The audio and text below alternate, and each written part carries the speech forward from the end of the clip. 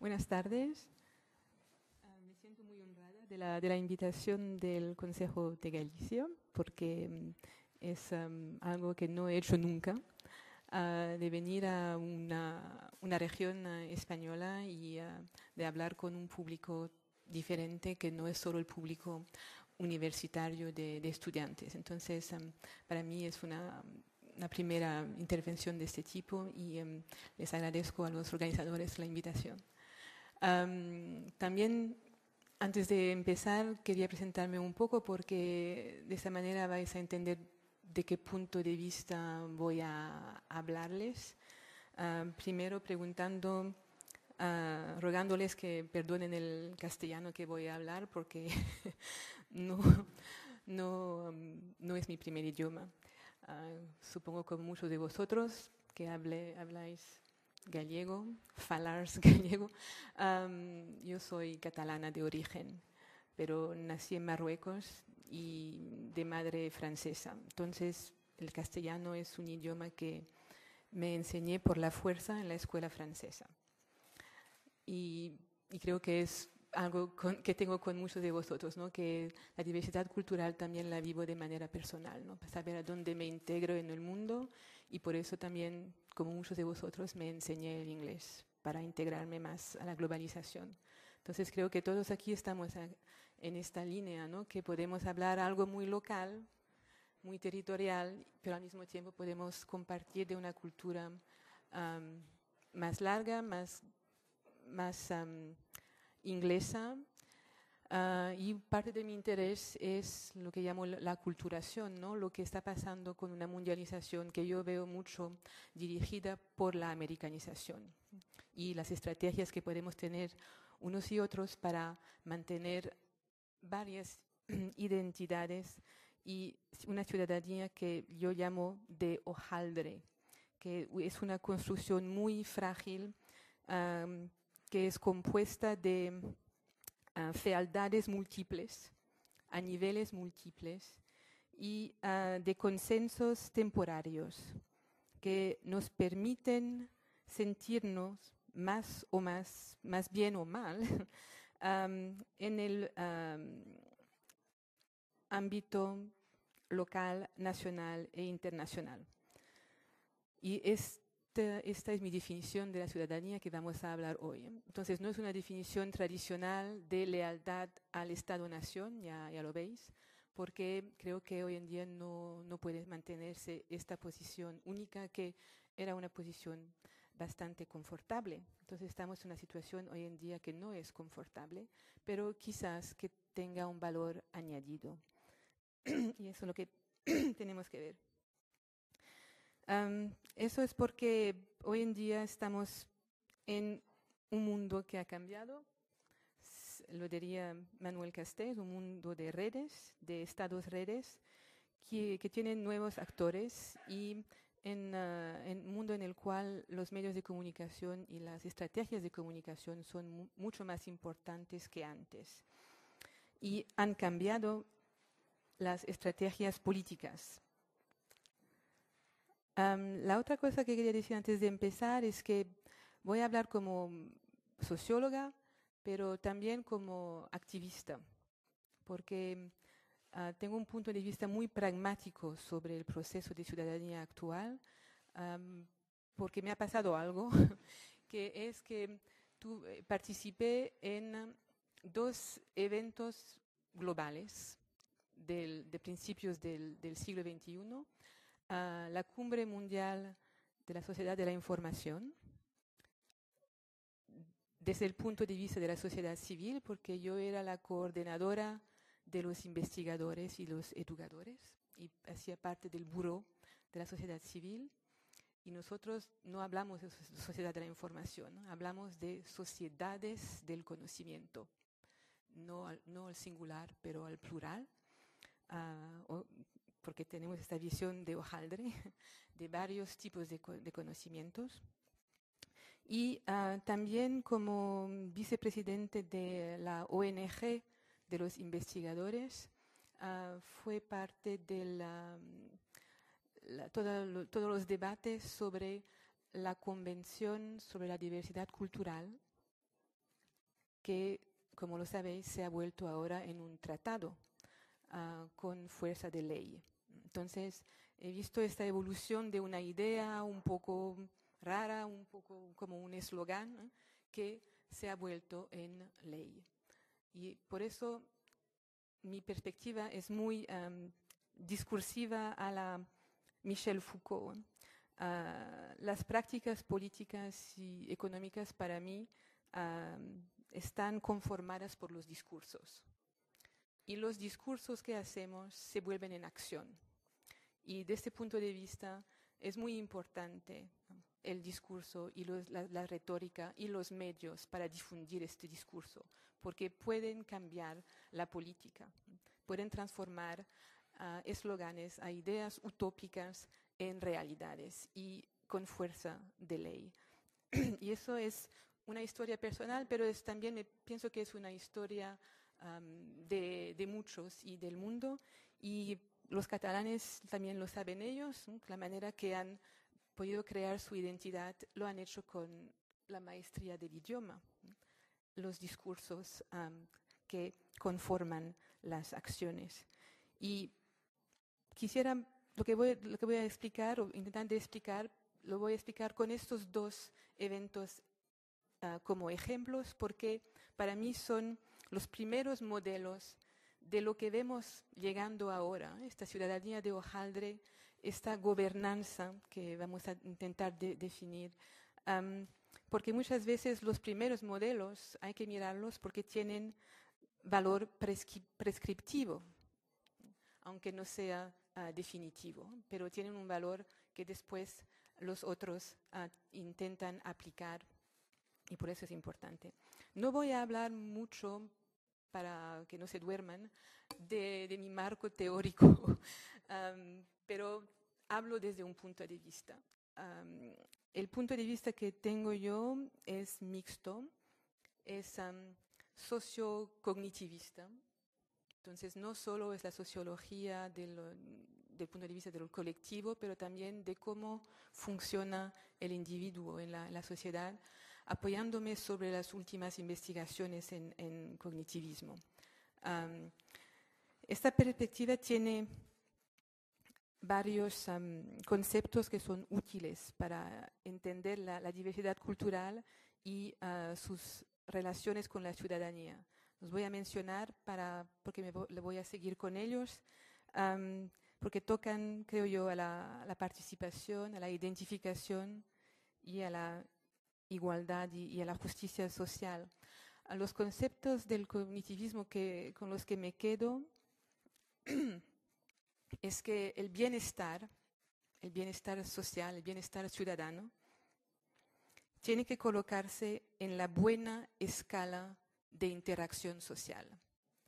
Y los cognitivistas dicen que la mejor escala de interacción social es la local.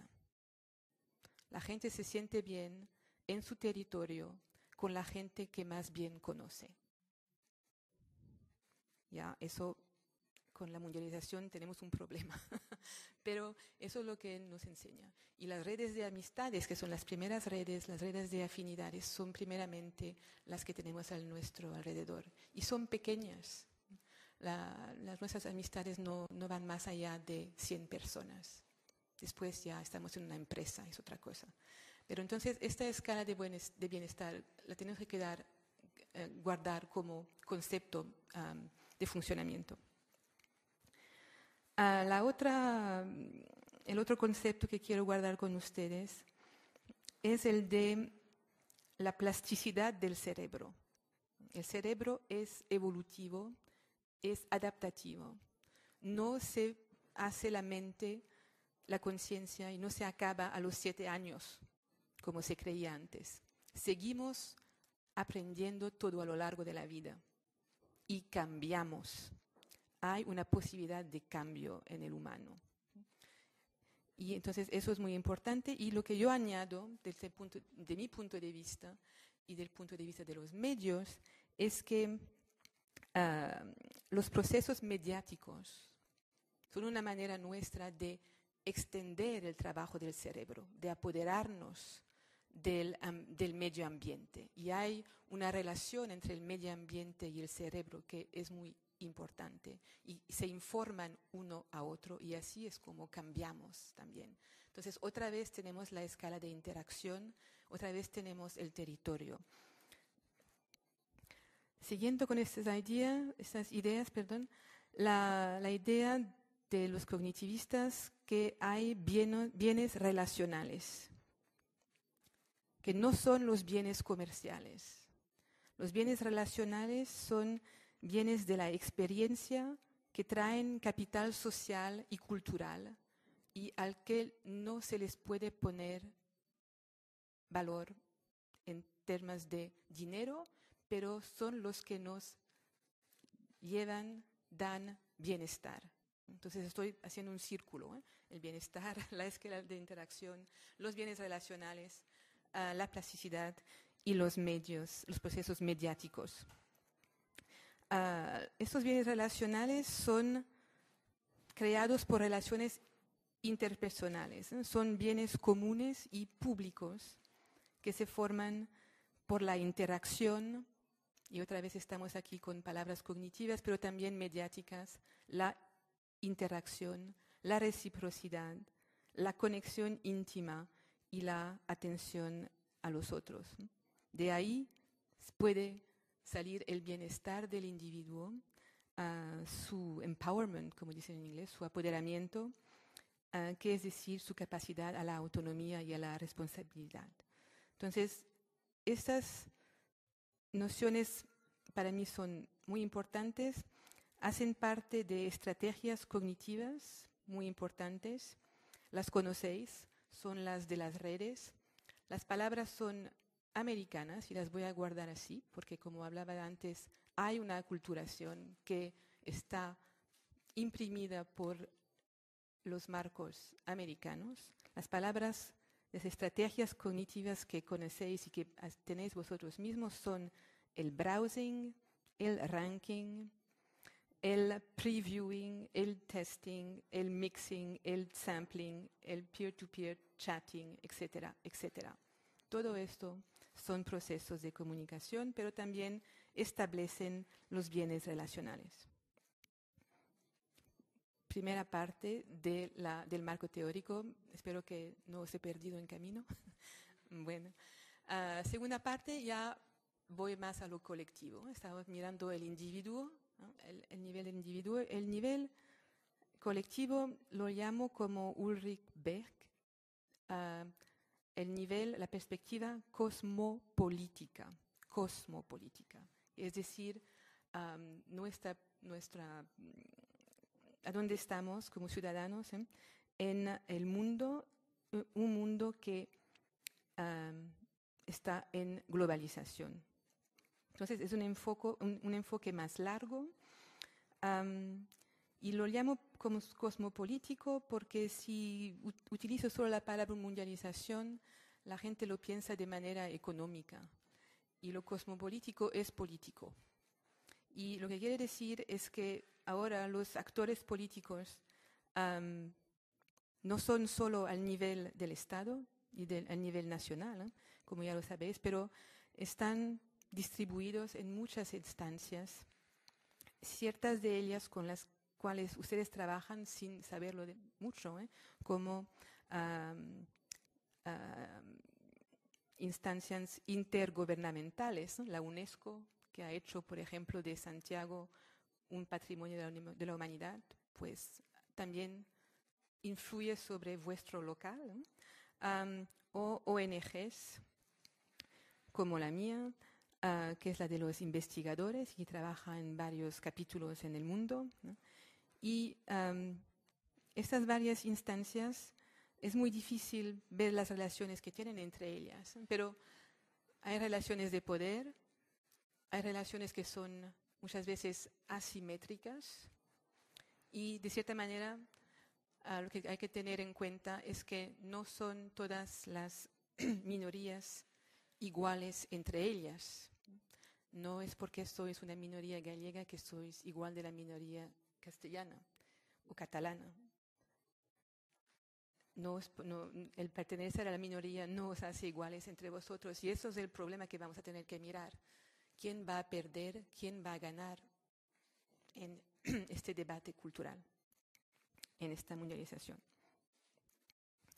Entonces, eso es lo que cuando hablo yo de las formas de resistencia, ese sentimiento que tenemos unos y otros de la erosión de nuestra identidad local, al entorno de lo que está pasando en el mundo y de los valores que nos proponen los medios que vienen de otros países. Eso es lo que llamo yo la aculturación, el proceso de aculturación, pero lo veo situado. Quiero decir que todos tenemos una forma de resistir, de adaptar, de rechazar ciertas ideas que nos son propuestas. Pero en este momento creo que estamos en una situación en donde solo podemos reaccionar a una propuesta ajena y no tenemos tanto la oportunidad de hacer propuestas nosotros mismos, ¿no?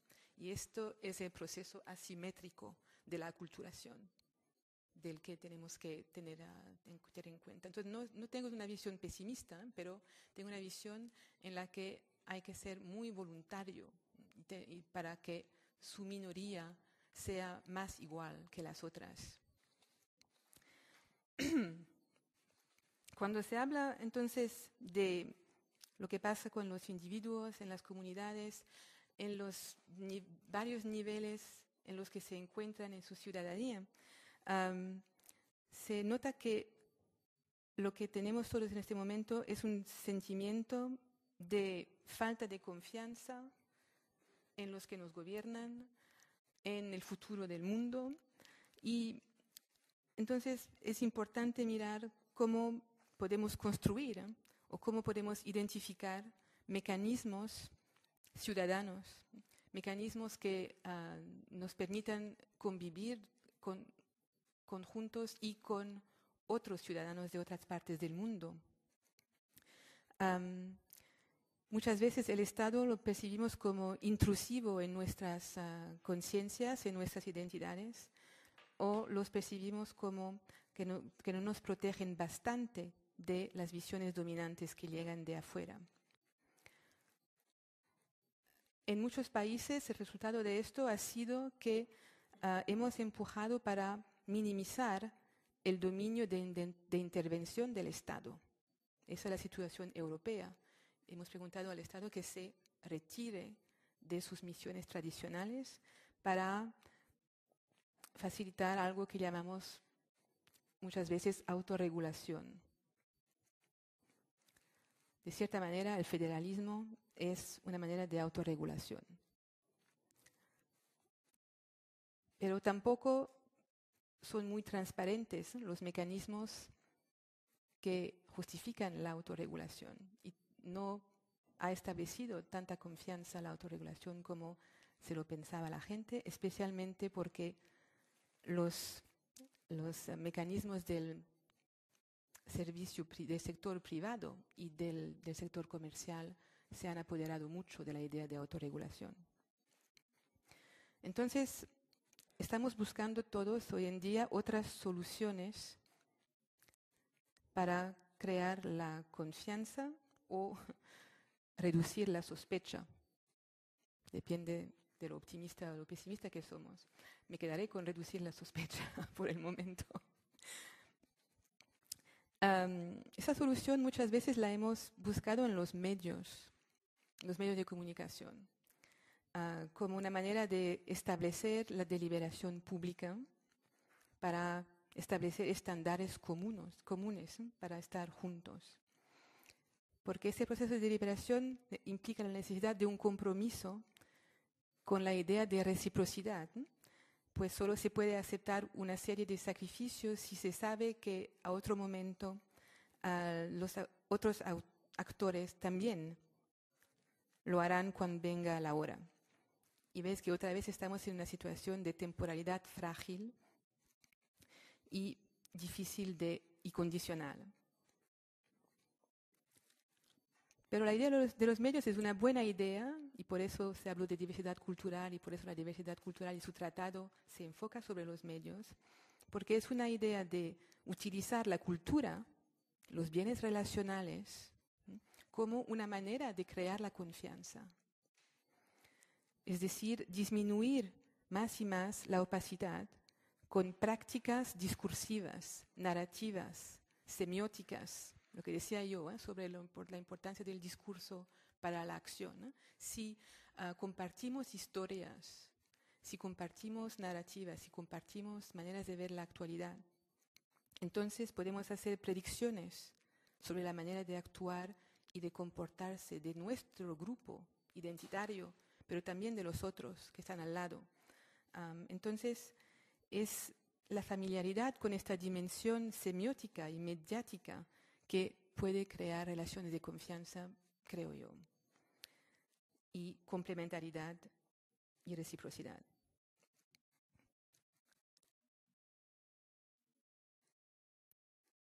Entonces, hay varias maneras en las que hemos intentado adaptar los medios para esta deliberación y para reducir la sospecha, como decía yo. Hay 4 modelos por el momento que están en competencia, que se hacen competición. Varias opciones que tenemos de ciudadanía, creo yo, en la mundialización para mantener también la diversidad. Esas opciones, bueno, se habla de autorregulación, se habla de regulación, de corregulación, pero la verdad es que tienen apellidos políticos más precisos. El primero, lo conocéis, es el federalismo. Voy a ir rápido sobre esto, que es la autodeterminación de los grupos en un Estado multinacional. Quizás Galicia, quizás Cataluña. Y aquí los medios de comunicación crean una ciudadanía de culturas compartidas, sino comunes. Pues pueden existir medios comunitarios, medios minoritarios, medios alternativos, y todos esos existen, radios y todo esto. La segunda opción es de crear mecanismos de gobernanza conjunta. La palabra inglesa es Joint Governance Model, que consiste en dar la gestión de ciertas dimensiones de la cultura a grupos específicos, como en el caso de las políticas lingüísticas, por ejemplo. Los medios aquí pueden existir para cada grupo y pueden mostrar formas transformativas de crear la identidad, pues a veces la lengua no existía o había desaparecido y la vuelven a reconstruir.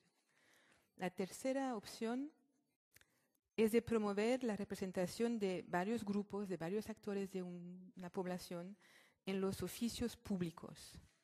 La palabra es muy difícil de pronunciar, es el consocionalismo, y es seguramente la manera la más moderna que tenemos de incorporar minorías en este momento.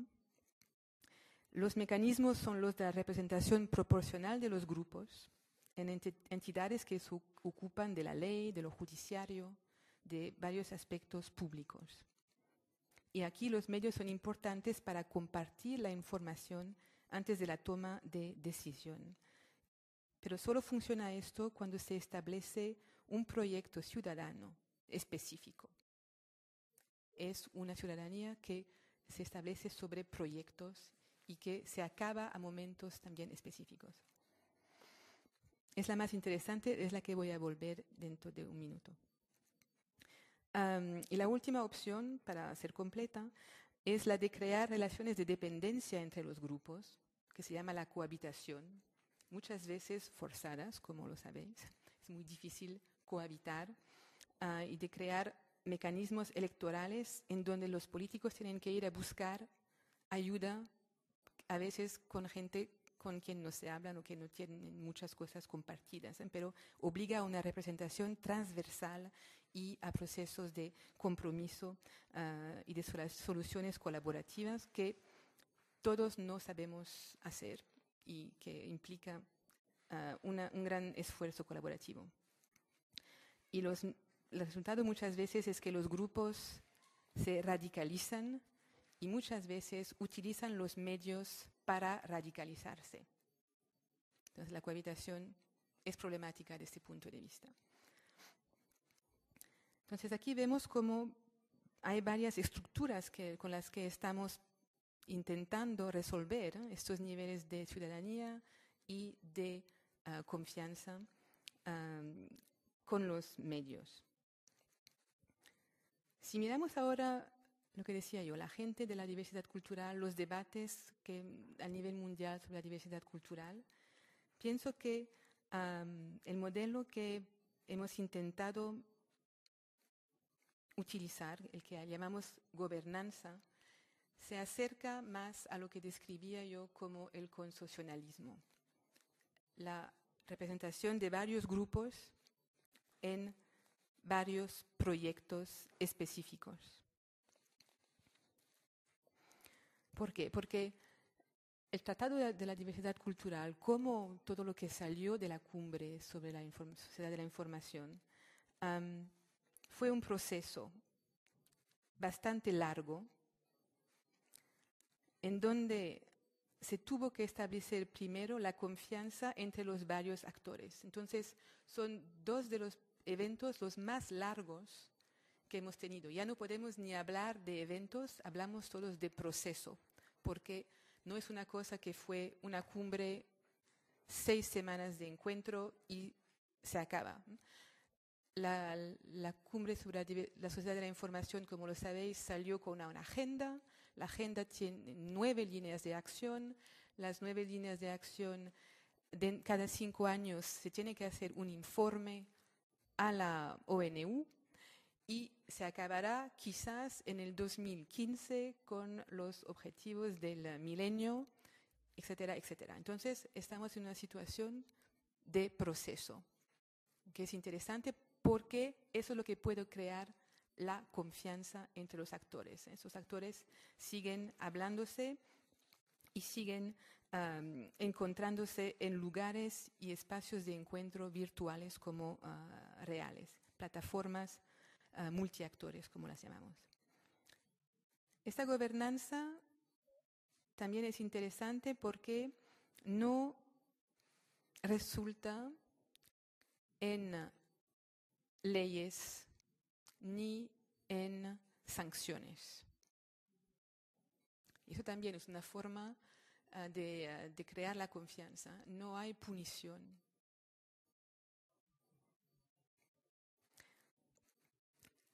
El Tratado de la Diversidad Cultural se llama tratado, es una ley, pero no hay ninguna sanción si la gente no obedece. Hay varios mecanismos de resolución de disputas, pero no hay sanción fuerte, dura. Muchos procesos de gobernanza de este modo salen así, salen directivas, salen cartas, salen guías, salen códigos, recomendaciones. Y se valora la confianza porque se piensa que como ha sido un proceso largo, muy discutido, la gente ha llegado a un consenso y lo va a aplicar a su propio ritmo, incluso a su ritmo local. Y ya ves que el papel del Estado ahí ya no es un papel fuerte, un papel de policía, es más un papel de facilitador.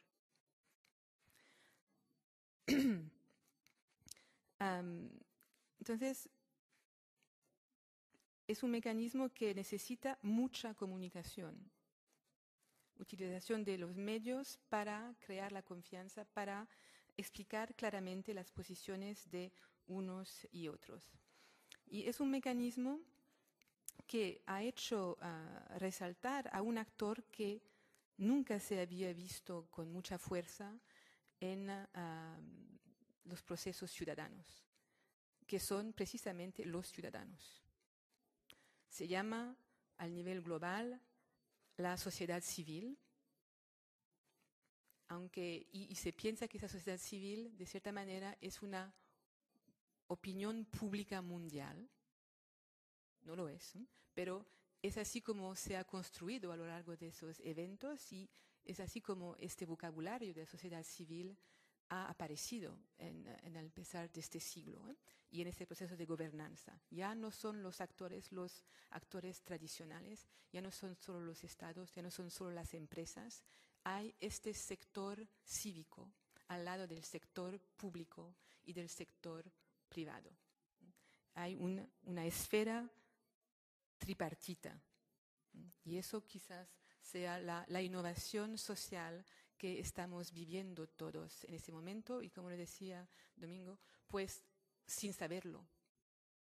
Porque hoy en día los ciudadanos tienen que ser implicados o si no, su minoría no será igual a las otras minorías. Entonces, ¿cómo se puede analizar esto al nivel global? Y después quizás ya iremos enfocándonos sobre lo que pasa en España para entenderlo mejor y aprovecharse de esta oportunidad para establecer la confianza y para apoderarse un poco de lo que está pasando en nuestra ciudadanía.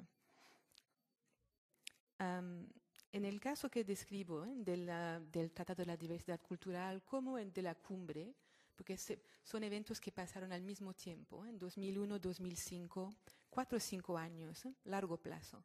La sociedad civil no fue toda la gente, por cierto. Al nivel global se manifestó con las ONGs, organizaciones no gubernamentales, que al nivel global quiere decir que son asociaciones que trabajan por lo menos en 50 países. La idea es que no es una ONG solo una asociación que trabaja o que representa una nación, un Estado, un interés particular. Tiene que tener, para establecer la confianza, tiene que tener esta capacidad de representar a varias regiones del mundo. Las ONGs muchas veces son las únicas en que la gente piensa, pero, y es importante para aquí, la sociedad civil también tiene, entre otros actores, los municipios, que también no es el Estado. Entonces, una ciudad como Santiago, ciudades como Bilbao, como Lyon, como Ginebra, se implicaron como ciudades, como municipalidades, para representar el nivel de interacción social del que hablaba yo, el del bienestar local. Y más y más se han apoderado estos municipios en la globalización. Eso es la paradoja de la globalización, es que es el nivel ese de los municipios que se ha reforzado, que no era lo que esperaban los estados ni las organizaciones intergubernamentales. También se fue la alianza con las empresas de pequeño tamaño. Entonces, el sector privado no fue representado por las empresas de pequeño tamaño, ellas forman parte de la sociedad civil. Otra vez, porque lo que es importante, el rasgo que tienen de importante es que son locales, son pequeñas, representan a intereses que no son intereses particularmente comerciales o corporatistas.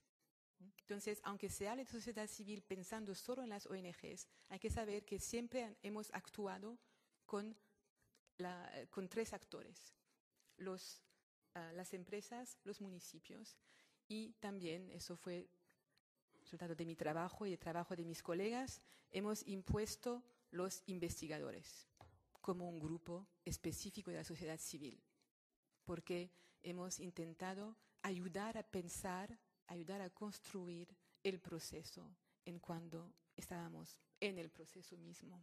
Y hemos ganado esta posición porque los investigadores inventaron las redes. Tim Berners-Lee, etcétera, etcétera. Los investigadores son los que quisieron que las redes fuesen libres, abiertas, transparentes, para el conocimiento. Y entonces nos hemos plazado al nivel de la sociedad civil, aunque muchos de nosotros somos representantes de los estados. Pero hemos escogido este campo y no el campo oficial de los estados. Y eso también es interesante para pensar el futuro y cómo podemos establecer alianzas diferentes a las del pasado. Las ONGs han cambiado durante todo este tiempo. Antes eran bastante pasivas, solo pretendían tener una competencia de terreno.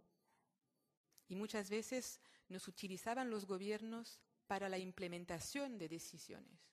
Aquí, con ese proceso tripartita, con las plataformas multiactores, hemos estado al empezar del proceso. Y eso es importante también para evaluar nuestra eficacia. Hay 4 criterios para evaluar esta eficacia. Y todos los hemos de guardar en la mente porque si queremos una ciudadanía que funcione, tenemos que completar estos 4 criterios. ¿Cuáles son? El primero es el que decía, estar en el proceso, participar en el proceso desde las negociaciones y desde el principio de las negociaciones. Estar en el momento del diseño de la idea, del proyecto, que sea local o mundial, ¿eh? Estar en el diseño, no solo al final. Ejercer presión, tener una función de contrapeso en esta negociación, ¿eh? Cuando tenemos actores del privado o actores del público, hay que tener bastante fuerza para decir no, esa no es nuestra idea, no es así como pensamos desde el punto de vista de las asociaciones, etcétera, o del terreno, ¿eh? Hacerse oír y hacer contrapeso. Participar en la coescritura de los textos oficiales. Eso también fue una innovación que esperamos y tenemos que guardar. Las palabras, ciertos conceptos, ciertos valores en los que creemos, hay que ponerlos en los textos, porque, como decía, los discursos conforman la acción. Hay que poner palabras de la sociedad civil, de la ciudadanía, en plaza, en el proceso mismo de elaboración de los textos oficiales, lo que no excluye producir sus propios textos, pero invertir más y más de estas palabras en las palabras de los políticos, y se puede hacer porque los políticos son menos y menos expertos en lo que está pasando en el terreno, son muy lejos. Y último criterio, la presencia fuerte después en la fase de implementación, y esto ya veréis, cuando son procesos tan largos como los que hablo yo, es en realidad muy difícil. Y eso es el problema para todas las ONGs, toda la sociedad civil, es quedar implicada en un proceso que es largo, porque la movilización es muy difícil para gente que trabaja, que lo hace de manera voluntaria, que tiene otras presiones sobre ella para vivir ya su vida cotidiana. Pero es preciso mantener también esa presencia. Este proceso es un proceso entonces político, de eficacia, pero yo añado también procesos mediáticos que son muy importantes de guardar y para evaluar también la eficacia de la sociedad civil y de la ciudadanía. Son procesos que utilizan a los medios de comunicación como interfaz, que construyen la confianza y la reciprocidad. Entonces, hay 4, otra vez, no sé por qué tengo esta manía de los 4, pero en fin. El primero es utilizar los efectos estructurantes de las redes. Tenemos redes, pero si solo se van por todos los lugares y si nos pueden desagregar. Entonces hay que utilizar las redes de manera estructurante. y tenemos la posibilidad, y por eso hay que emplear todos los medios, porque las redes, la Internet, son plataformas de conexión. Muchas veces os conectáis con ellas para hacer otra cosa, el teléfono, pero hay que combinar redes de conexión con redes de difusión. Y esa es la fuerza de hoy en día en la sociedad del conocimiento y para crear el conocimiento, es de conectar estos tipos de redes que tradicionalmente no se hablaban, ¿no? Las telecomunicaciones son parte de un ministerio, la prensa y el periodismo de otro. Las comunicaciones son neutras. El periodismo y la prensa y los medios clásicos son políticos. Nada de esto. Hoy en día hay que hacer trabajar los dos juntos. La convergencia tecnológica nos va a ayudar a esto, pero hay que hacer a la vez conexión y difusión, ¿no? Para que funcionen las redes de maneras muy fuertes y permitan foros localizados y foros deslocalizados. Hay que hacer los dos a la vez para poder producir documentos, para poder implicar los gobiernos más y más en las negociaciones y en adoptar nuestro vocabulario. Es una manera también de contornear, ¿es la palabra esa? Contornear los obstáculos que los gobiernos van a poner. Cuando los gobiernos se encuentran en foros de este modo, los foros se llaman, o los lugares se llaman Ginebra o se llaman Nueva York. Es muy fácil de cerrar y de dejar afuera o de marginalizar a la gente. Y estos foros, la cumbre como la diversidad cultural, la primera vez que se reunió la sociedad civil no estaba en el mismo lugar que los estados y el privado. Hemos tenido que negociar, amenazar de hacer un alter forum, un foro alternativo, para que nos vuelvan a poner en el mismo lugar. Entonces, las redes estructurantes son una manera de decir a los gobiernos, si no lo hacéis, lo haremos de todos modos. Entonces, es mejor incorporarnos porque por lo menos nos podéis supervisar y también nos podemos supervisar nosotros. Entonces, es una manera de cambiar los modos de política tradicionales. Segundo criterio de eficacia por los medios es que los medios permiten de utilizar los lazos débiles, lo que llamo con otros investigadores la fuerza de reciprocidad de los lazos débiles. Estoy perdido. Lo hacéis sin saberlo. Cuando tenéis un problema y queréis solucionarlo, vais a llamar a vuestro papá, vuestra mamá, la familia, ¿no? Pero la familia no puede solucionar el problema vuestro. Pero la familia conoce a alguien que conoce a alguien. Y es este tercer lazo de alguien que usted no conoce que le soluciona el problema. ¿Lo habéis encontrado esto en la realidad? ¿No? Los lazos débiles a veces son mucho más útiles para resolver problemas que los lazos fuertes, especialmente en la globalización. La reciprocidad entonces es algo muy extraño, que funciona con relaciones y espacios relacionales elásticos. Y estos los medios de comunicación, especialmente ahora las listas de distribución que todos utilicéis, los medios de comunicación lo hacen muy fácil. En una lista tenéis gente que no conocéis. O sea, es una agregación de nombres que la gente os ha dado. Bueno, y usted, si queréis buscar un experto, enviáis un mensaje y decís, necesito a alguien para...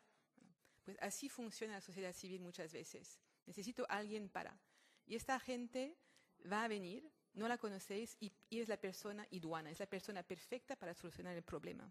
Y eso es lo que ha pasado varias veces en la cumbre y en el tratado, que entonces ha permitido crear un circuito de derivación, si queréis, en vez de llamar a formas tradicionales de clientelismo. Es una manera de librarse del clientelismo que a veces es una mafia y que a veces es corrupto. Entonces, es una manera para la sociedad civil también local de librarse de fuerzas locales coercitivas y utilizar las fuerzas de otras sociedades civiles en otros lugares más libres para librarse. Tibet.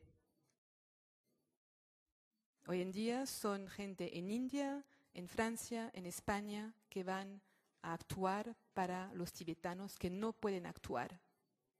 La fuerza de los lazos débiles, por los medios. Entonces, no hay continuidad territorial o clánica necesariamente, aunque sea para servir un grupo que es un clan. La fuerza de la diáspora, si queréis. O tercer elemento, lo que está pasando hoy en día. En vez del mito de todos que decían que las redes eran virtuales y materiales, nos damos cuenta que se están localizando, se están territorializando. Es el Google.es, es el Google.China, el Google.Francia, el Google.Cataluña, el Google.Berlín, etcétera, etcétera. Las redes se están materializando, se están localizando. Ellas también están buscando el buen nivel de interacción. Y entonces, eso es una manera en la que la sociedad civil y las minorías también son asimétricas. Las minorías que van a funcionar más bien, con más fuerza, son las que pueden apoderarse también de redes preexistentes. Formar una red desde nada en lo virtual es eficaz, pero todavía es más eficaz si esta red virtual se puede localizar y se puede conectar para sus formas de protesta.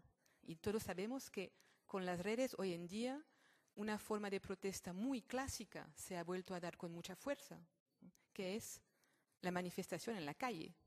Entonces las redes virtuales os mandan afuera, en la calle, de manera que antes se había ya perdido su fuerza y su visibilidad. Entonces es una manera muy eficaz de crear movilización de proximidad y también de utilizar esta movilización próxima para hacer presión sobre debates internacionales o sobre otros países.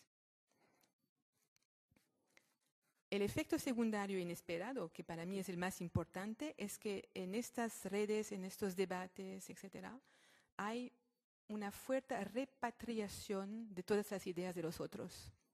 Y las ONGs y la sociedad civil tienen un talento especial para tomar esas ideas que están por ahí afuera y ver si se pueden aplicar, adaptar, etcétera. Aquí es en donde tenemos una aculturación, pero aculturación situada. La gente escoge lo que quiere de sus soluciones para la resistencia. Último criterio, y casi acabado, la capacidad de escandalización. Los medios de comunicación hay que utilizarlos también para crear escándalos públicos.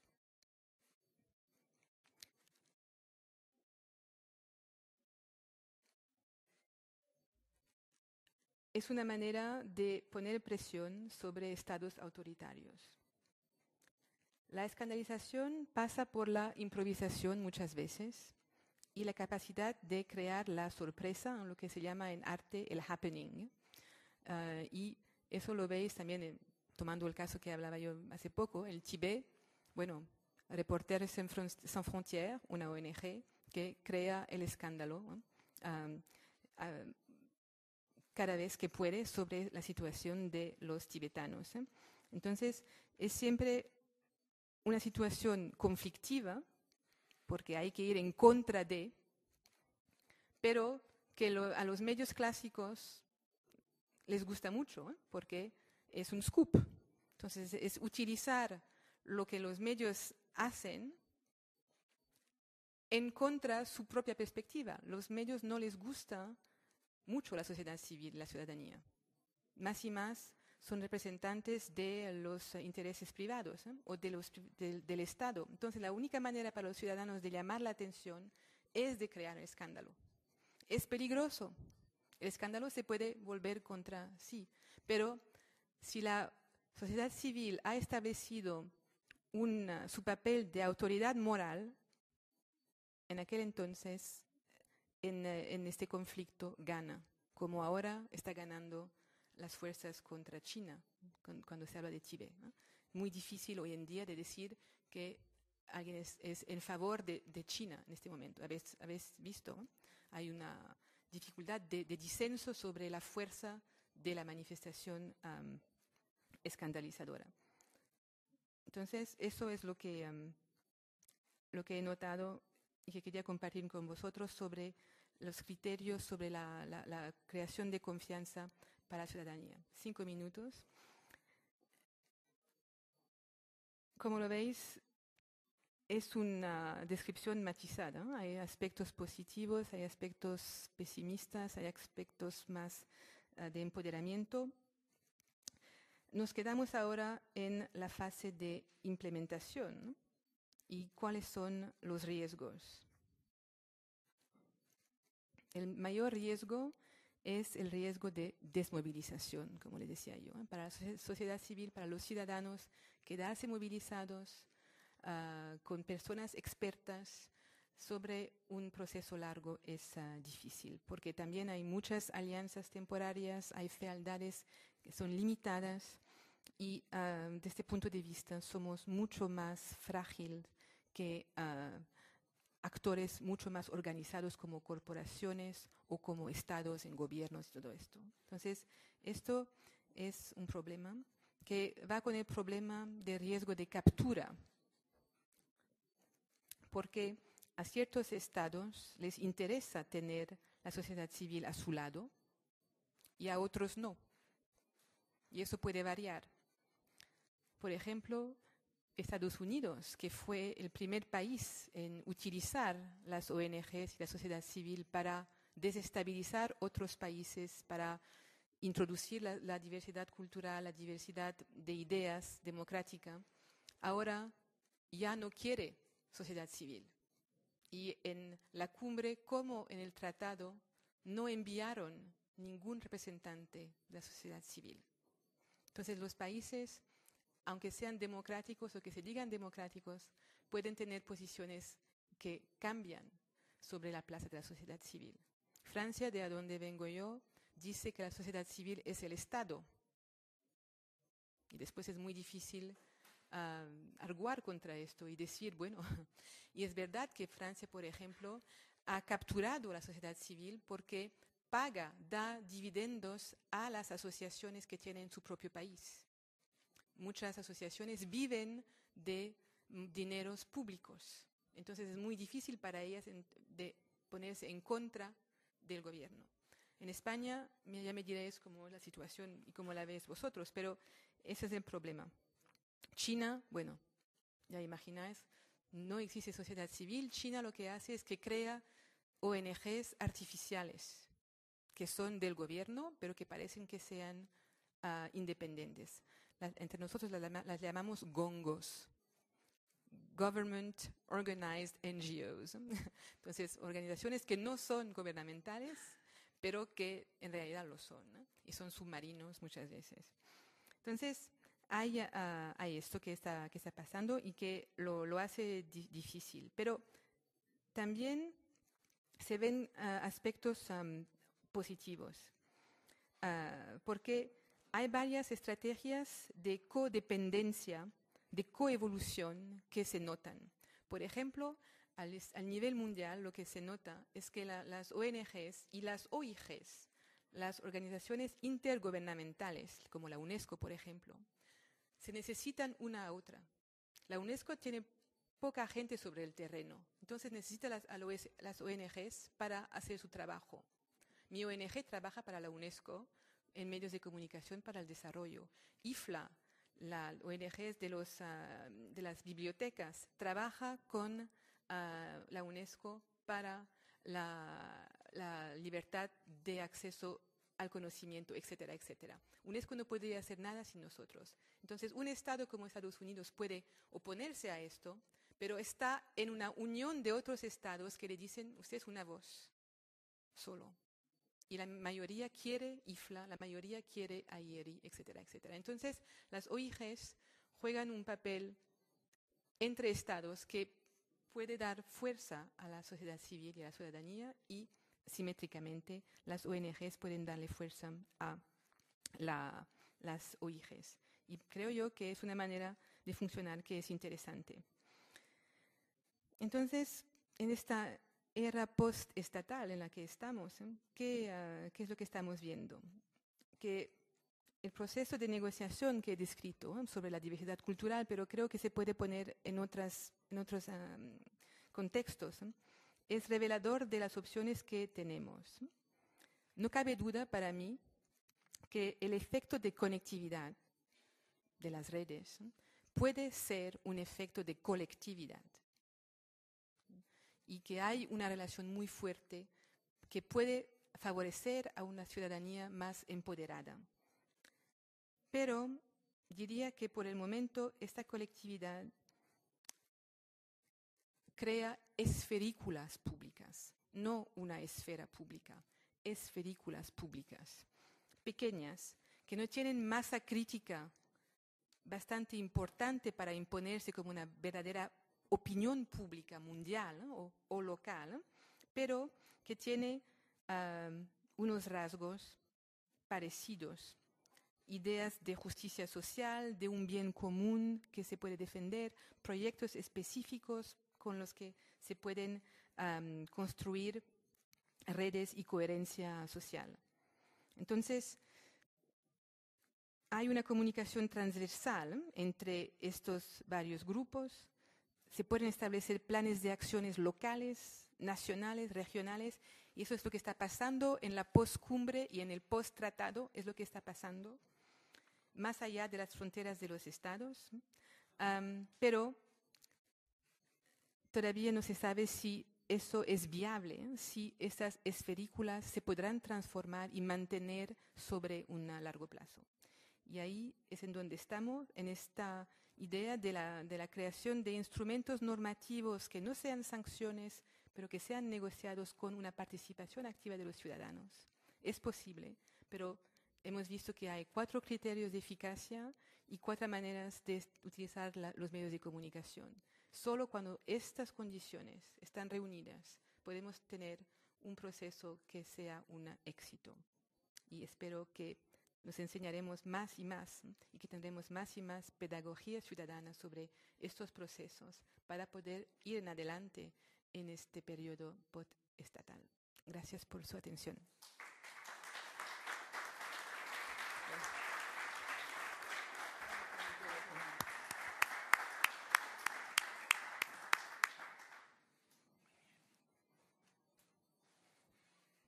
Bueno, boas tardes. Primeiro de todo, quero lle expresar o meu agradecemento ao Consello da Cultura Galega pola amable convida a participar neste seminario.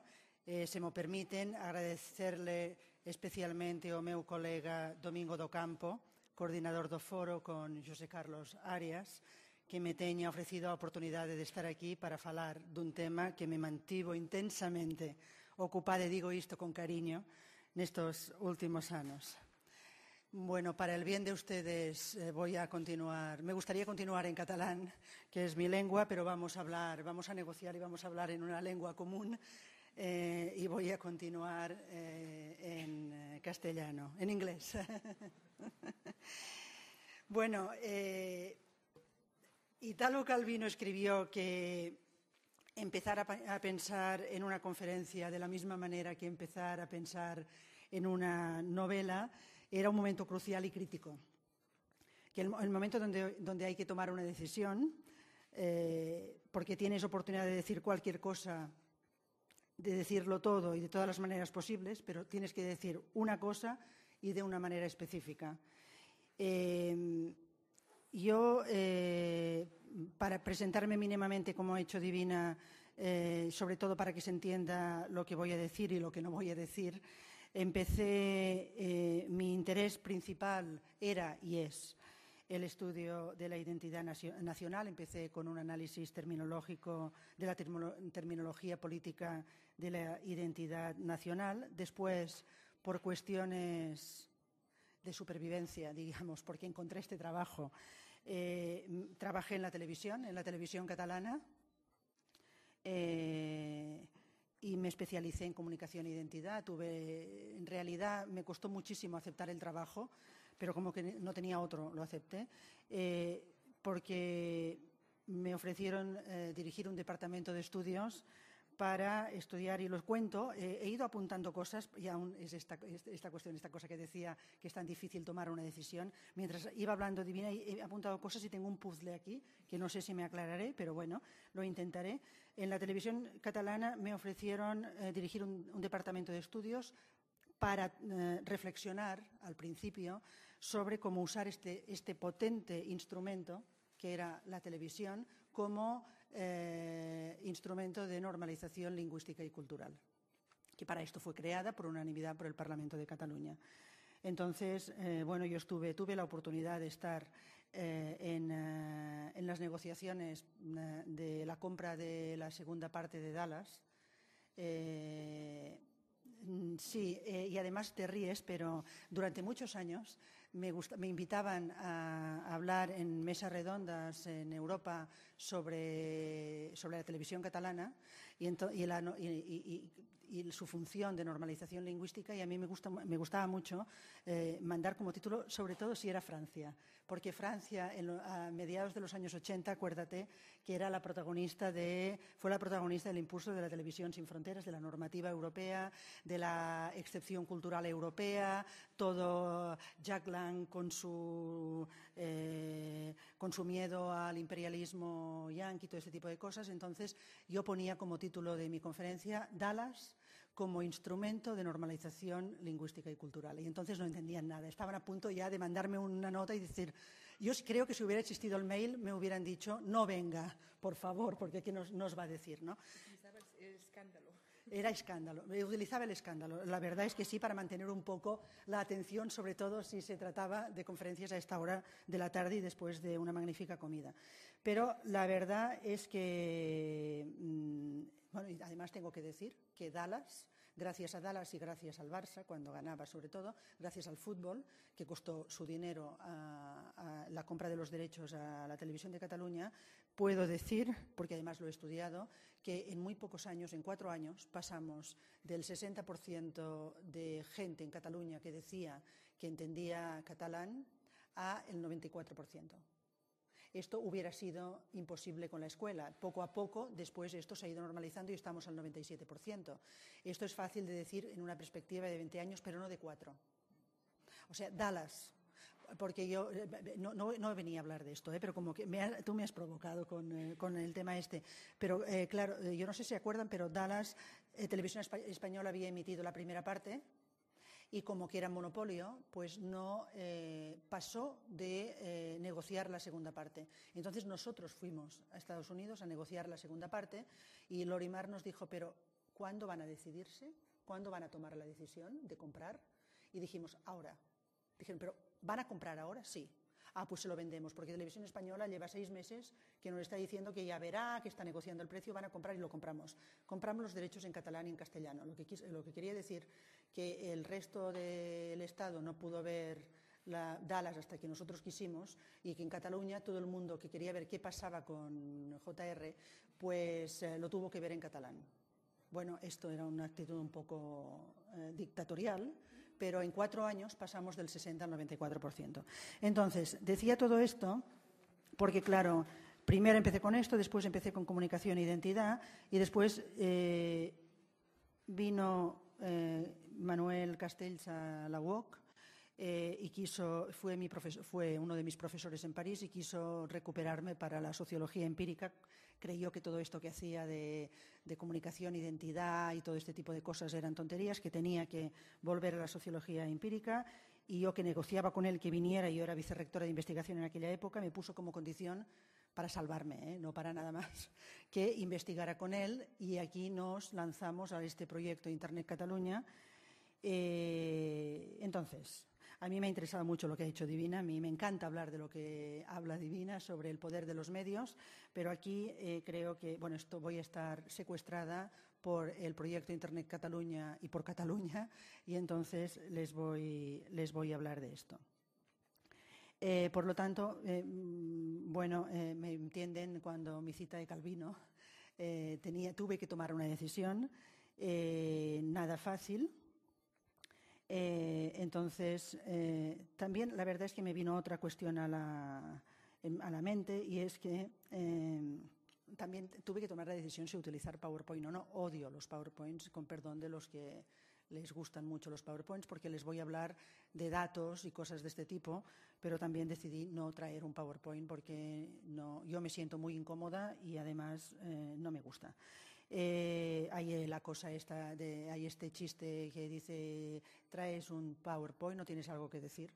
Entonces, los PowerPoints a mí me secuestran totalmente y no los voy a traer.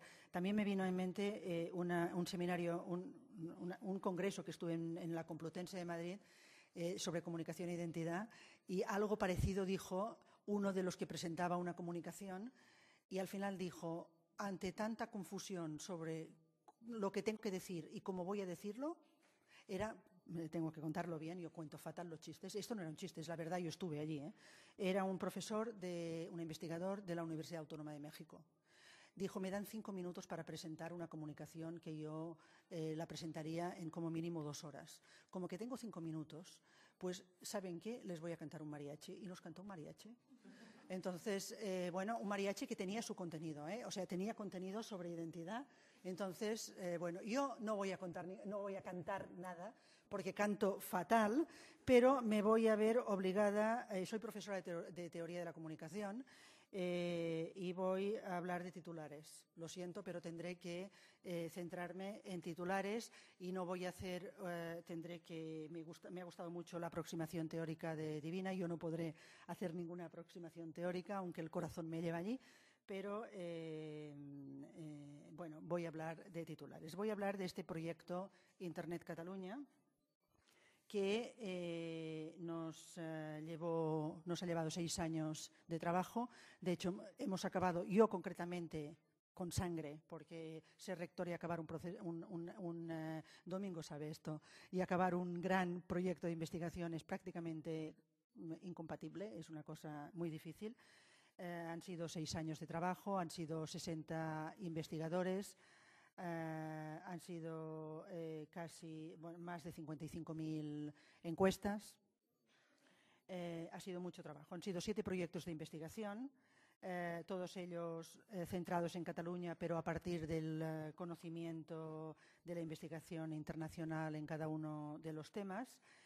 Y el objetivo general del proyecto Internet Cataluña era acercarnos a un conocimiento en profundidad de la sociedad, de la economía, de la comunicación y la administración en los inicios de la era de la información. Pensábamos que si éramos capaces de fotografiar lo que estaba ocurriendo a partir del 2002, que es cuando empezamos, podríamos en algún momento ver la perspectiva de dónde estábamos. Aunque el proyecto analiza la difusión y los usos de Internet en los diferentes ámbitos de la vida de Cataluña, la referencia a Internet es en realidad un punto de entrada para nosotros, para el análisis del conjunto de los procesos sociales y organizativos. Los 7 proyectos son, así muy rápido, sobre la sociedad. En este proyecto, Manuel Castells y yo dirigimos todo el programa. Y trabajamos concretamente en este proyecto, y después teníamos directores para cada uno de los otros proyectos. Él trabajó también, dirigió personalmente la salud, o sea, cómo Internet estaba afectando al sistema de salud en Cataluña. Yo dirigí personalmente los medios de comunicación, la relación entre Internet y medios, y después hubo otro sobre empresas a partir de una encuesta presencial, face to face, diríamos cara a cara, a 2.038 empresas representativas del tejido empresarial de Cataluña. Hubo otro sobre escuelas primarias y secundarias.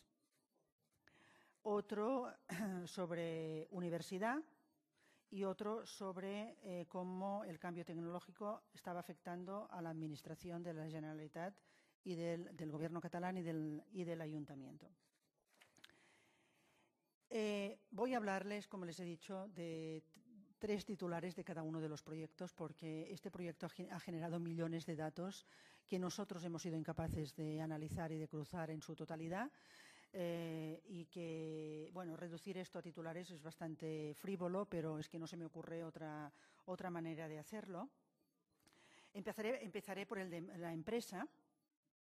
El proyecto se llama la empresa Red en Cataluña. Por cierto, si os interesa el tema y estáis dispuestos a ver datos, el proyecto es libre, o sea, está colgado en la web de la UOC, en la parte del Instituto de Investigación, es muy fácil encontrar y además ahora ha sido publicado un poco más digerido en 7 libros, en 6 libros, porque el proyecto de salud no se ha publicado. Entonces, el primer proyecto sobre empresa, la empresa Red en Cataluña, se llamaba Empresa Red en Cataluña, TIC, productividad, competitividad, salarios y rendimientos en las empresas de Cataluña. Este estudio básicamente quiso constatar que la consolidación de un nuevo modelo estratégico, organizativo y de actividad empresarial vinculado con la inversión y el uso de las TIC, de las tecnologías de la información y la comunicación, modificaba sustancialmente los patrones de comportamiento de los resultados empresariales, en especial la productividad y también la competitividad. Al final, ¿qué demostró? Demostró que la empresa catalana se encuentra en un periodo de transición. Lo vamos a ver en todos los proyectos. Se encuentra en un periodo de transición a medio camino entre la consolidación de un tipo de economía que basa su funcionamiento en el uso intensivo de las tecnologías de la información y en un contexto de producción global, y el mantenimiento de las estructuras organizativas y productivas tradicionales de la economía industrial y de servicios. O sea, esta situación de transición entre un mundo y otro lo encontraremos en todas partes.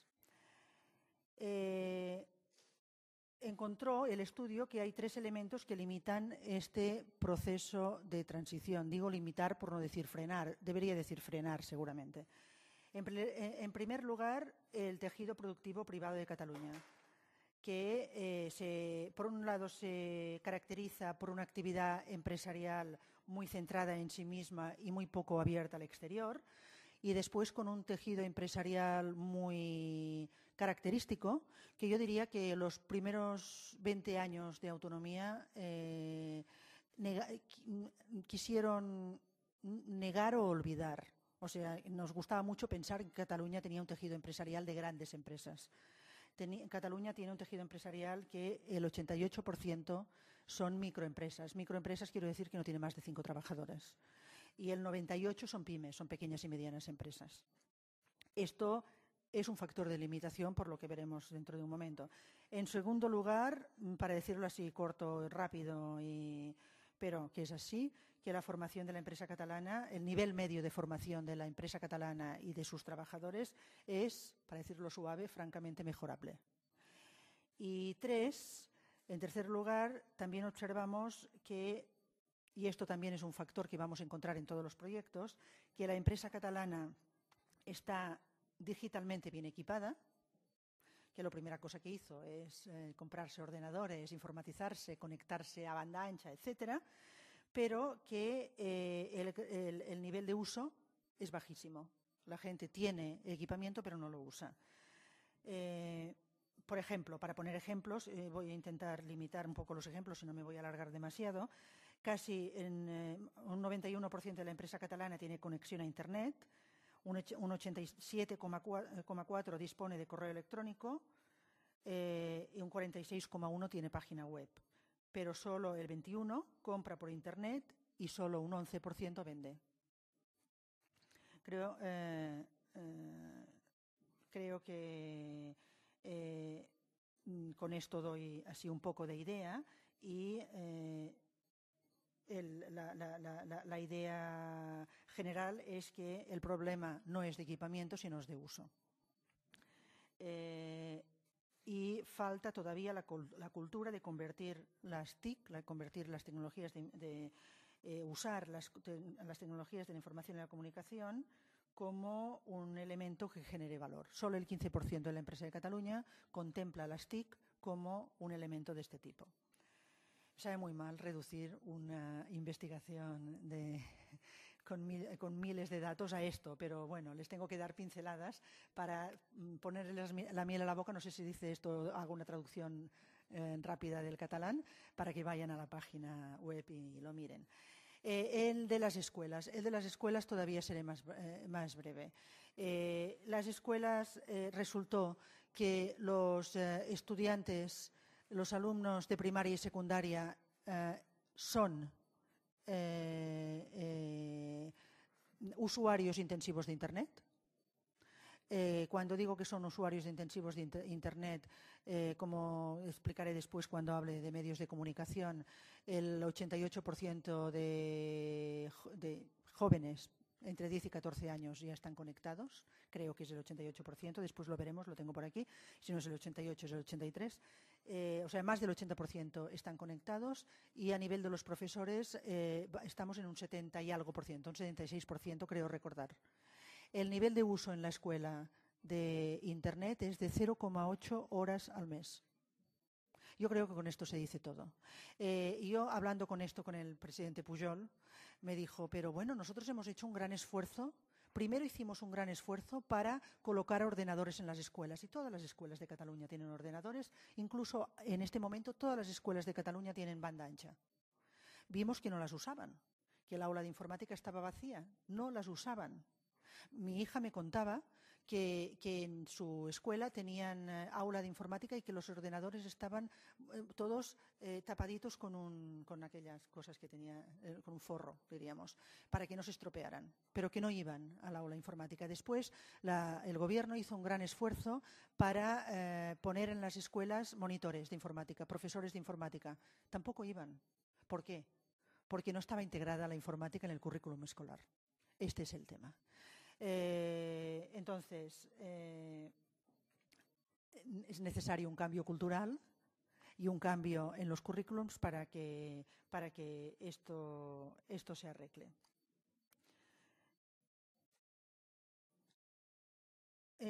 Una cosa interesante que encontramos, que lo digo como anécdota, pero que es muy interesante, es que las escuelas que utilizaban más Internet, que estaban más conectadas y que lo tenían más integrado en los currículums, eran las pequeñas escuelas rurales. Esto es lo que encontramos de manera muy significativa, que son las que necesitan conectarse. La universidad, una cosa muy parecida. Igualmente, los estudiantes que están en la franja de edad de la generación digital usan mucho Internet, los profesores también. Nosotros aquí lanzamos una encuesta por Internet a los 200.000 estudiantes de la universidad en Cataluña y a los 17.000 profesores. Nos contestaron 30.000 estudiantes, o sea, un 15%, y 3.000 profesores, un 25%. Todos nos decían que eran usuarios intensivos. Todos decían que tenían ordenador, evidentemente, conexión, que en casa usaban mucho Internet, pero no se usa en las aulas. Aquí tengo que hacer una cuña publicitaria de mi universidad, porque claro, esto es distinto en mi universidad porque es una universidad que está en la red, o sea, no está en el espacio, en el mundo físico, sino que está en el mundo virtual. Y decían los profesores, sobre todo, que se quejaban de la escasa estrategia institucional en el uso de Internet como herramienta docente. Por lo tanto, la prácticamente nula introducción de Internet en los currículums. Máximo se utiliza en la universidad más que en la escuela como sistema de comunicación o para colgar algunos trabajos o para colgar algunas cuestiones, pero no un uso integrado realmente en los currículums. De hecho, tengo que decir que la universidad, que la UOC, la universidad que dirijo, tuvo graves problemas en el momento que nació, porque para integrar para estar en la red, para integrar la Internet en los currículums, tuvo que cambiar el modelo pedagógico. Tuvo que cambiar el modelo pedagógico, el concepto de aula y centrarse en el estudiante. O sea, lo que es importante es que el estudiante aprendiera. No es importante lo que el profesor enseñaba, sino que lo que el estudiante podía llegar a aprender. Sobre el impacto de Internet en la administración, tuvo dos ejes principales. Primero, identificar los elementos tecnológicos, organizativos y culturales que resultan clave en este proceso de transformación en el contexto de los canales de relación con el ciudadano, y también, por otra parte, analizar las particularidades, si es que las había, del e-governance en la administración catalana en relación al contexto internacional. Las conclusiones generales que se pueden extraer del estudio apuntan a que se empieza a detectar una cierta transformación, aunque se producen con mucha más lentitud de lo que se esperaba, ¿no? Aquellos momentos de que la e-governance iba a cambiar todo en 4 días, pues no es así. En muchos casos, debido a la reticencia de no tanto de los ciudadanos que la tienen que usar, sino de la misma administración que para usarla tiene que transformarse. Como veis, vamos hablando siempre de las mismas cosas. Y además, nosotros pensábamos que la administración, y además ella se presentaba un poco así, tendría que ser un elemento de ejemplo para los ciudadanos, y no lo es. O sea, la administración en Cataluña, como mínimo, no lidera este proceso de transformación. Después, otro de los estudios, el que yo dirigí, aquí tendré que reprimirme para no hablar más de los que los otros, pues sería feo. En la comunicación nosotros empezamos, todo empezó en el que he dejado para el último, que es el estudio de la sociedad. Cuando estudiamos la sociedad y lanzamos una encuesta a 3.000 personas para ver qué es lo que estaba pasando, en lo relacionado a los medios, nos dimos cuenta que casi el 17% en el año 2002, porque fue el primero que lanzamos, el de la sociedad, que casi el 17% de los que navegaban por Internet, de los usuarios de Internet, miraba menos la televisión o la dejaba de mirar. Y que de estos, el 62% tenía menos de 30 años. Entonces, esto nos llamó la atención en el 2002 y a partir de aquí planteamos el estudio de la transformación de los medios. En realidad, nosotros la revolución la buscábamos en los medios. Empezamos buscándola en los medios y la encontramos en los usos, o sea, la encontramos en los ciudadanos. Los medios no han cambiado, los medios continúan negando Internet. Cuando se ponen en YouTube o cuando se ponen en Internet, es que cuelgan en YouTube vídeos de 1 hora, cosa que es anti-YouTube. Es que no, o sea, están con la estructura mental de la comunicación clásica y de los medios de comunicación tradicionales. Niegan haber perdido el poder, porque lo que les ha pasado es que han perdido el poder. El poder, en cierta manera, no quiero exagerar tampoco ahora mucho, y menos al lado de Divina, pero el poder está pasando a los ciudadanos. Yo no sé si estarás de acuerdo, pero el poder está pasando a los ciudadanos. Entonces, nos encontramos que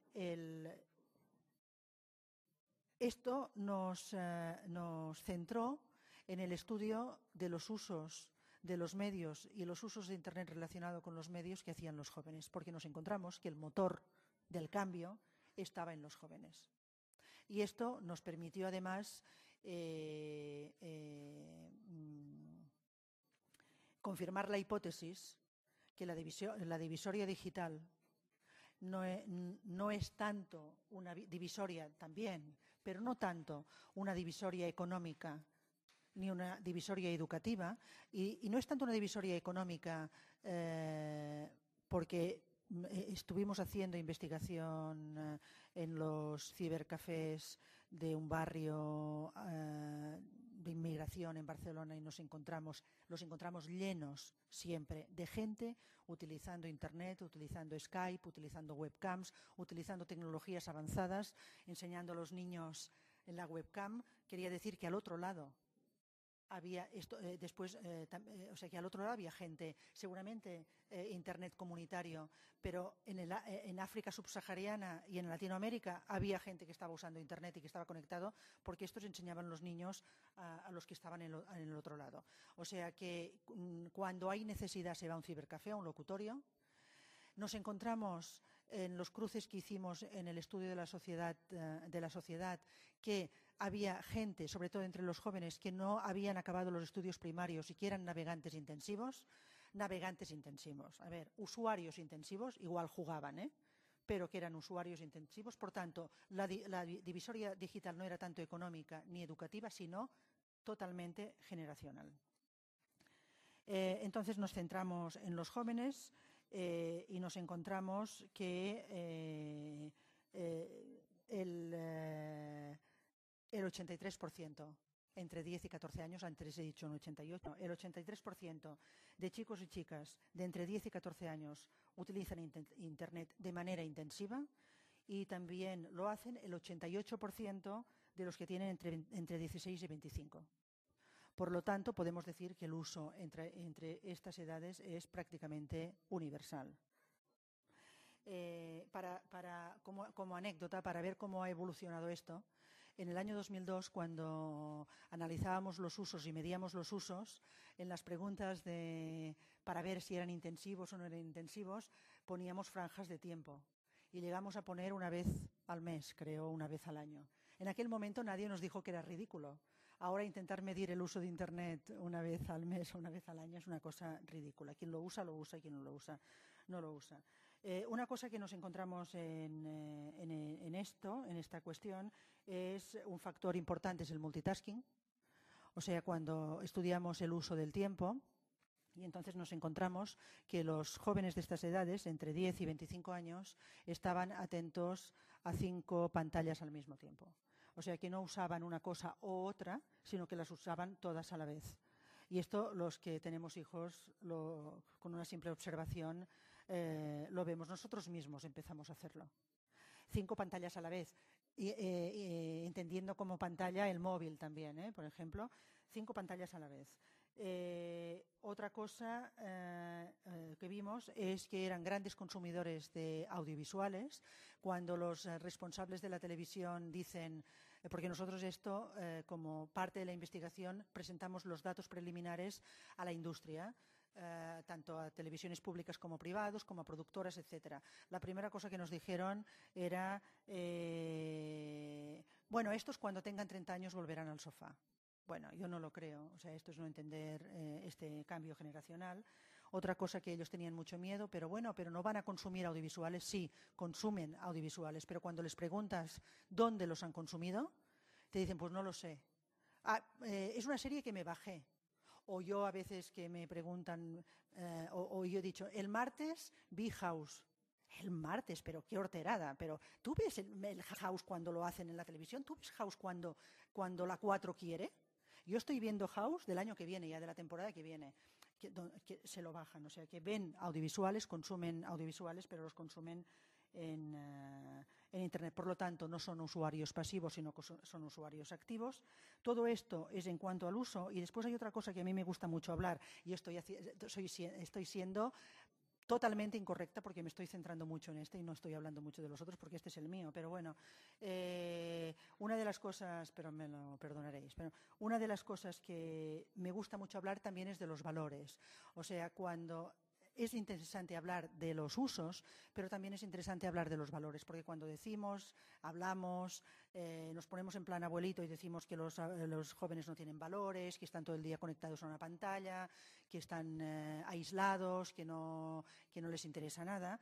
Hay toda una cuestión que hay que estudiar sobre compartir, colaborar, intercambiar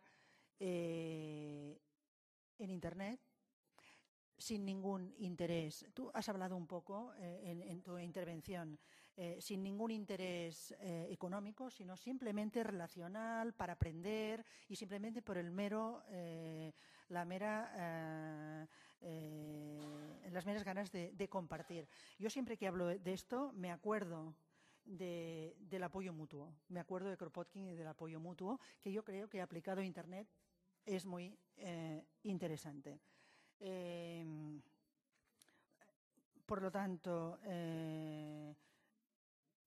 hay un cambio en los usos de la televisión. Nosotros hemos publicado esto en forma de libro y lo llamamos Internet y Televisión, la guerra de las pantallas, porque un poco es esto. Pero no olvidemos esta parte en relación a los valores.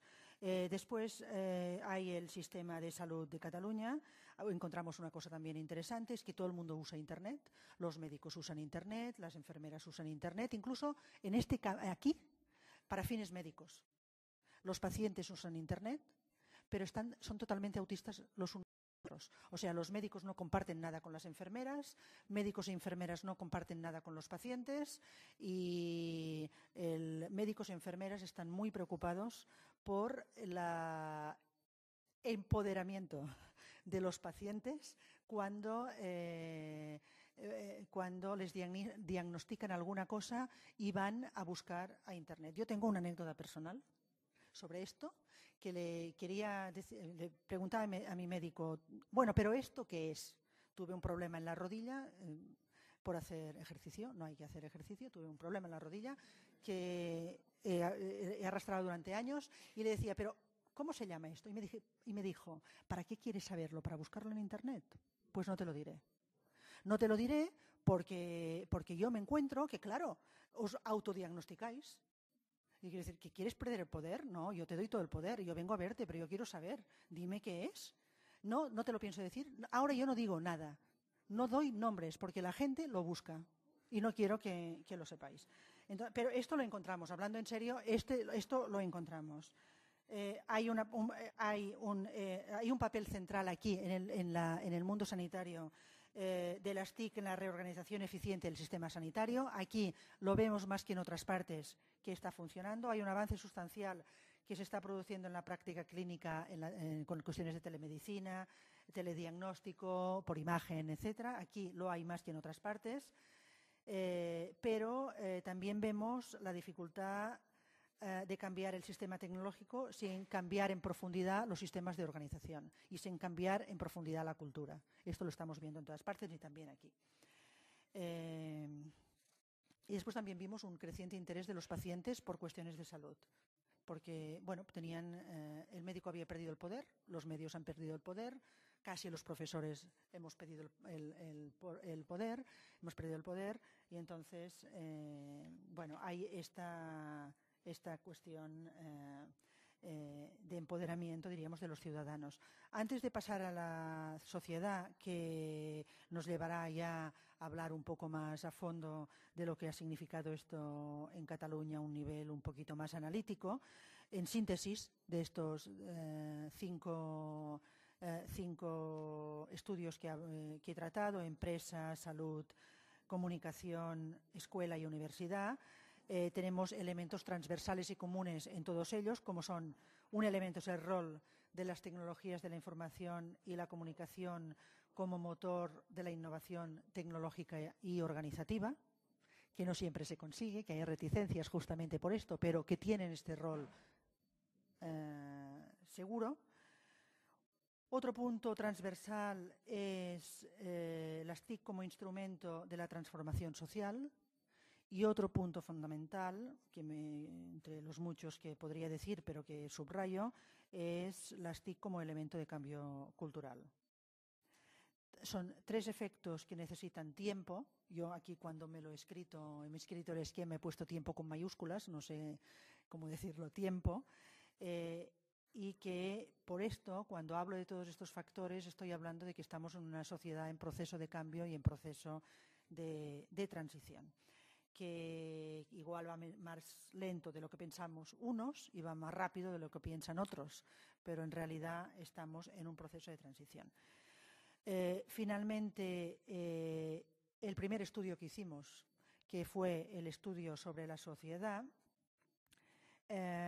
hemos visto que vimos, y estoy hablando de 2002, pero que para publicar ahora en forma de libro hemos puesto al día. Por lo tanto, lo que digo ya no tiene 6 años de antigüedad, sino que lo hemos puesto al día. Ya no con encuestas, porque ya no podíamos más con las encuestas. Hablar de encuestas me produce ya casi mareo, sino con datos secundarios. Que el uso de Internet se ha difundido rápidamente en Cataluña en la última década, que la fractura digital se ha ido reduciendo, que, como he dicho, la fractura digital es una fractura de edad, no de otra cosa. Y aquí tengo el dato, que a partir de los 55 años la proporción de los usuarios se sitúa en Cataluña en un 9%, y que, como ya he dicho, en los menores de 25 años, podría decir, en los menores de 30 años, se sitúa casi al 90%.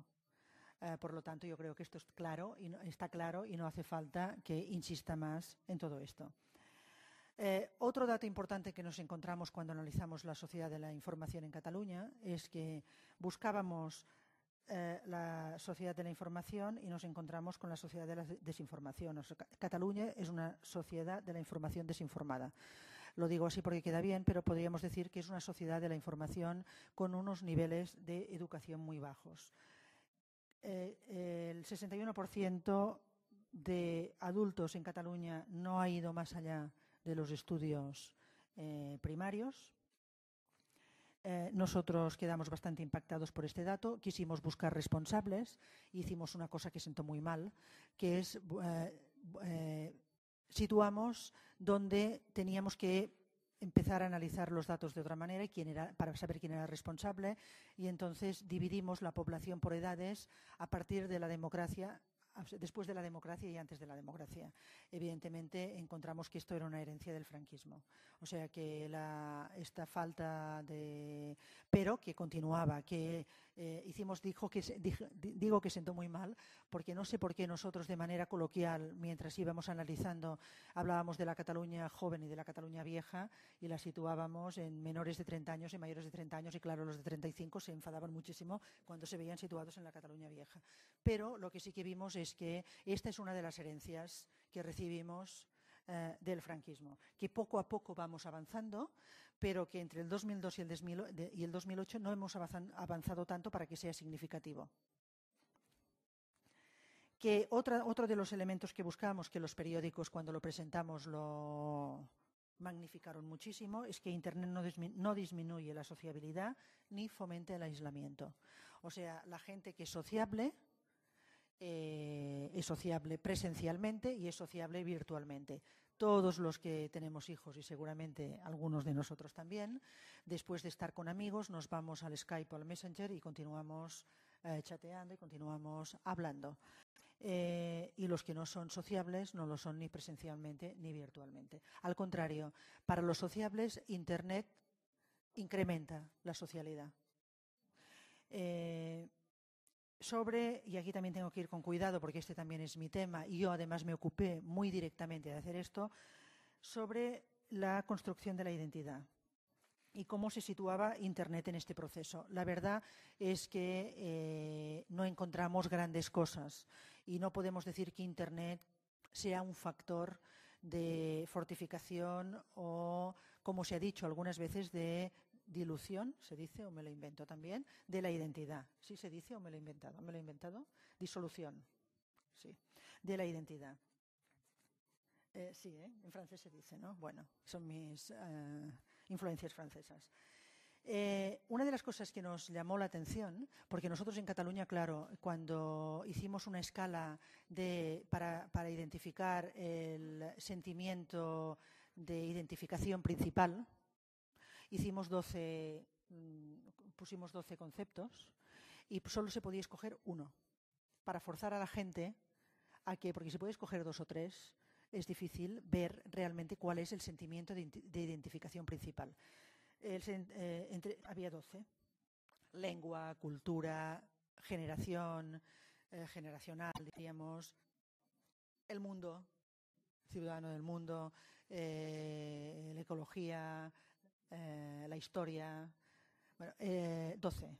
El que nos salió con un 56% en todas las edades, evidentemente mayores de 30 años más que menores, pero en todas las edades, fue la familia. Seguida con un 8,7%, que muy lejos, de uno mismo. La cultura y la lengua, sin preguntar qué lengua ni qué cultura, porque igual hubiéramos tenido una sorpresa, la lengua y la cultura no llegaba al 2%. Esto nos sorprendió. Y ahora tengo que reprimirme bastante porque si no aquí me alargaría mucho. Empezamos a encontrar cosas interesantes, que es la evolución de lo que podría ser la definición de identidad. Que hay una expresión inglesa que a mí me gusta mucho y que tiene más fuerza en inglés que en castellano, y que la digo en inglés, que es from being to becoming, o sea, del ser al llegar a ser. O sea, hay elementos que nos dicen que más que la lengua común, la cultura común, la historia común, que también cuentan, lo que cuenta es la voluntad, y lo que hay que trabajar la voluntad. La voluntad de sentirse lo que sea. Y en este sentido los medios de comunicación juegan un papel importantísimo.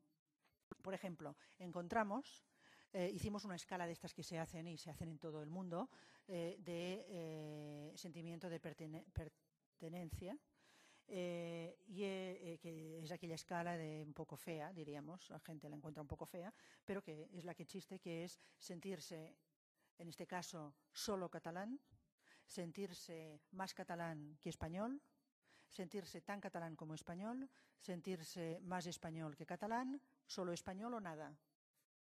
Y lo que nos salió es que... ¿Perdona? No, a ver qué nos salió, adivina. ¿Tú lo ibas a decir? No, lo que nos salió con un 37,5%, ¿no te atreves?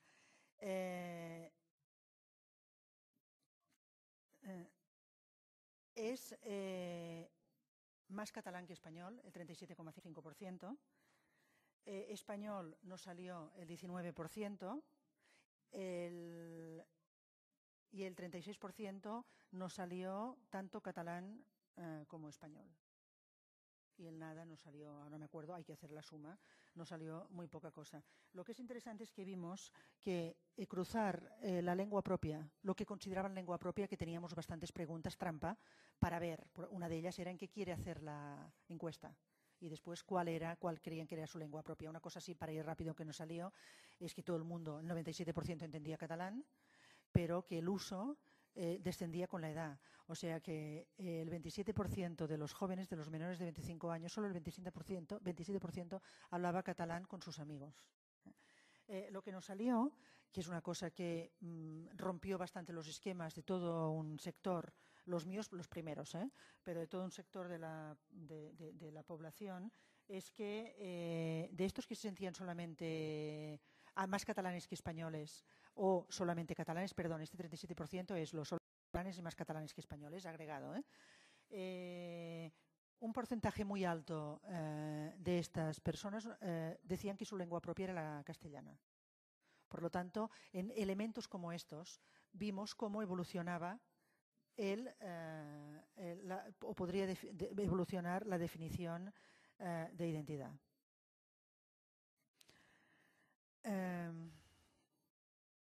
También es una de las cosas que vimos, es que había un grupo minoritario pero muy activo, prácticamente un 20% de la población, que se definía con un fuerte componente nacionalista catalán, y subrayo nacionalista porque así lo decían, y este era un grupo joven, profesional, educado, y que es el más, quizá por ser joven, profesional y educado, es el más activo usuario de Internet.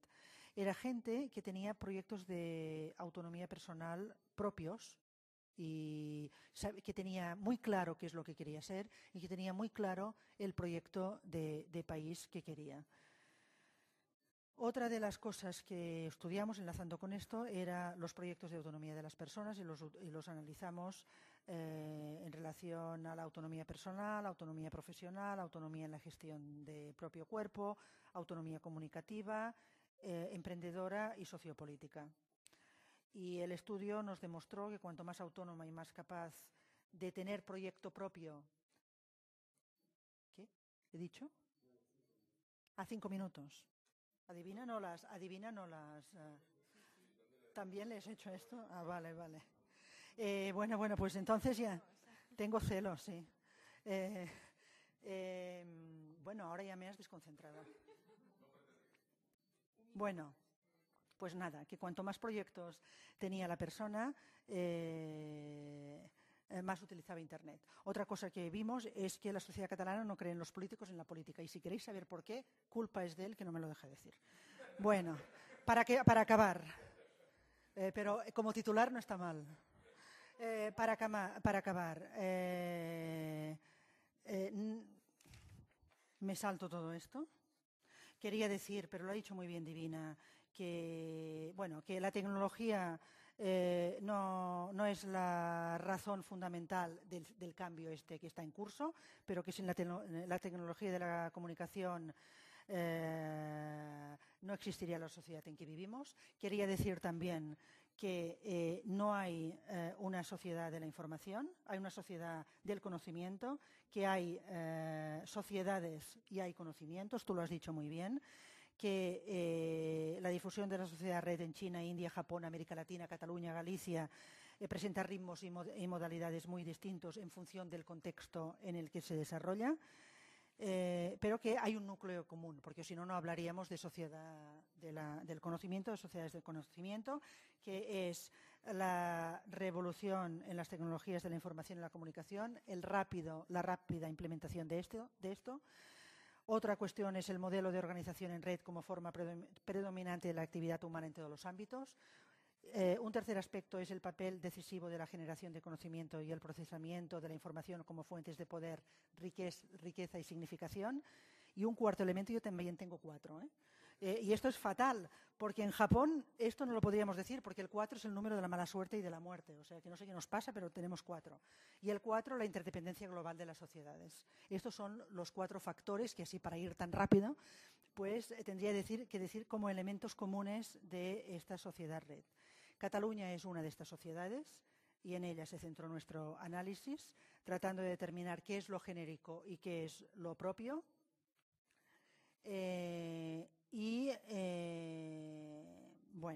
La sociedad red en Cataluña se desarrolla mediante la interacción entre la historia, la cultura, la evolución de la estructura socioeconómica y especialmente de los proyectos de los ciudadanos.